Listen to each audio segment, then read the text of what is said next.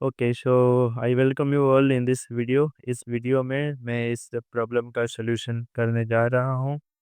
इस क्वेश्चन को मैंने टेस्ट में पूछा था, तो अगर किसी को इसमें डाउट होगा तो उसके लिए वीडियो बना है। तुम इस वीडियो को देख के अपने डाउट्स को क्लियर करने की कोशिश करो। ठीक है। इस टाइप के क्वेश्चंस में हमारा एम क्या होता है, मेन मोटो जो होता है वो क्या होता है। ये जो वेरिएबल है 3 का पावर 2n, ठीक है, ये जो वेरिएबल है 3 का पावर 2n, ये जो n है, किसी तरीके से इस n को हमें हटाना है। अगर हम इस n को हटा पाए तो ही इस पूरे का वैल्यू इवाल्युएट कर पाए। अब ये हम कैसे कर सकते हैं। यहाँ पर 3 का पावर 2n है, तो अगर यहाँ भी 3 का पावर 2n बन जाए, यहाँ भी 3 का पावर 2n बन जाए और यहाँ भी 3 का पावर 2n बन जाए, तो हम न्यूमरेटर से 3 का पावर 2n बाहर निकाल सकते हैं एज कॉमन। डिनोमिनेटर से भी 3 का पावर 2n बाहर बाहर निकाल सकते हैं एज कॉमन। उसके बाद उस कॉमन फैक्टर को हम कैंसिल कर देंगे, फिर जो बचेगा उसको इवाल्युएट करना इजी रहेगा। ठीक है। और एक चीज़ नोटिस करो, यहाँ पर प्लस है। यहाँ पर प्लस होने का मतलब ये हुआ कि ये टर्म अलग है और ये टर्म अलग है। यहाँ पर हमारे पास दो डिफरेंट टर्म्स है। ठीक है। सिमिलरली यहाँ पर माइनस हो रखा है, मतलब ये पूरा टर्म अलग है और ये पूरा टर्म अलग है। तो इस प्लस के वजह से हमें दो टर्म्स मिल रहे हैं, इस माइनस के वजह से हमें दो टर्म्स मिल रहे हैं। तो इन दोनों टर्म से हमें कुछ कॉमन लेना है, इन दोनों टर्म से भी हमें कुछ कॉमन लेना है। ठीक है। तो पहला काम रहेगा 3 के पावर, सबको 3 का बेस बनाना, क्योंकि यहाँ भी 3 का पावर 2n है, यहाँ भी 3 का पावर 2n है, तो इसको भी अगर हम 3 का पावर 2n बना दे तो कॉमन लेने में इजी होगा। ठीक है। तो मैं 9 को क्या लिख सकता हूँ, 9 को मैं 3 का स्क्वायर लिख सकता हूँ। 3 का स्क्वायर का पावर n+1 प्लस 27 × 3 का पावर 2n। ठीक है।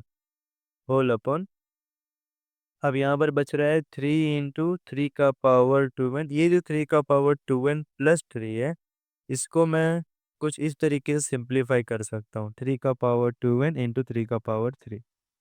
मैंने ऐसा क्यों किया, बिकॉज मुझे 3 का पावर 2n इंडिपेंडेंट चाहिए, इसलिए इसको तोड़ दिया।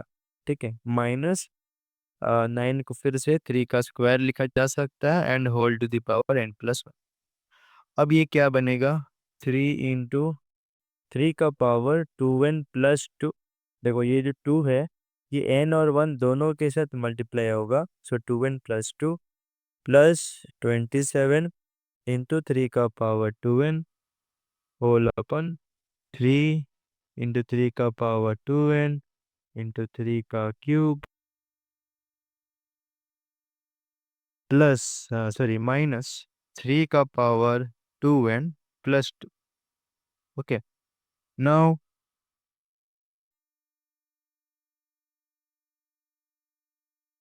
सो now what can we do. यहाँ पर इक्वल टू रहेगा। इसके बाद हम इस पावर को भी थोड़ा ब्रेक डाउन करेंगे और इस पावर को भी थोड़ा ब्रेक डाउन करेंगे, थोड़ा सिंप्लीफाई करेंगे। सो इसको लिख सकते हैं 3 × 3 का पावर 2n × 3 का स्क्वायर प्लस 27 × 3 का पावर 2n होल अपॉन 3 × 3 का पावर 2n × 3 का क्यूब माइनस 3 का पावर 2n × 3 का स्क्वायर। अब हम देख पा रहे हैं हर टर्म्स में कहीं ना कहीं 3 का पावर 2n तो है। हर टर्म्स में चार टर्म्स इधर है, एक ये पूरा टर्म है, ये पूरा एक टर्म है, ये पूरा एक टर्म है और ये पूरा एक टर्म है। इन चारों टर्म में 3 to the power 2n है। तो न्यूमरेटर से हम 3 का पावर 2n कॉमन निकालेंगे, जो बचेगा वो लिख देंगे। डिनोमिनेटर डिनोमिनेटर से भी हम 3 का पावर 2n कॉमन लिख लेंगे, जो बचेगा वो लिख लेंगे। ऊपर क्या बच रहा है, पहले टर्म से अगर हम 3 का पावर 2n कॉमन निकाल रहे हैं तो यहाँ पर बच रहा है 3 × 3 स्क्वायर, फिर प्लस सेकेंड टर्म से हमने 3 का पावर 2n कॉमन निकाला तो यहाँ बच रहा है 27। ठीक है। सिमिलरली यहाँ से अगर हम 3 का पावर 2n कॉमन निकालते हैं तो यहाँ बचेगा 3 × 3 का क्यूब, फिर माइनस यहाँ से भी अगर 3 का पावर 2n बाहर जाता है तो ये बचेगा 3 का स्क्वायर।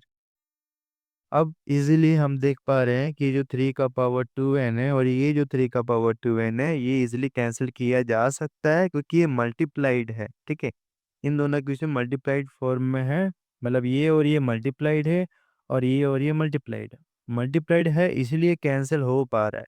अगर बीच में प्लस होता है तो हम ये कैंसिल नहीं कर पाते, ठीक है। तो इस बात का ध्यान देना कि 3 × 3 का स्क्वायर मतलब 27 प्लस 27 बाई 3 का cube 27 into 3 that is 81 minus 9. So this will become 54 upon 72. इसको हम 9 से रिड्यूस कर सकते हैं। 9 6 जा 54, 9 8 जा 72। अगेन हम इसको 2 से रिड्यूस कर सकते हैं, सो 3/4, ठीक है। तो इसका जो फाइनल आंसर होगा that would be 3/4।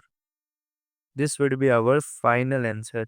Okay, I hope समझ में आ रहा है क्या हो रहा है, कहाँ और कैसे हो रहा है, ठीक है।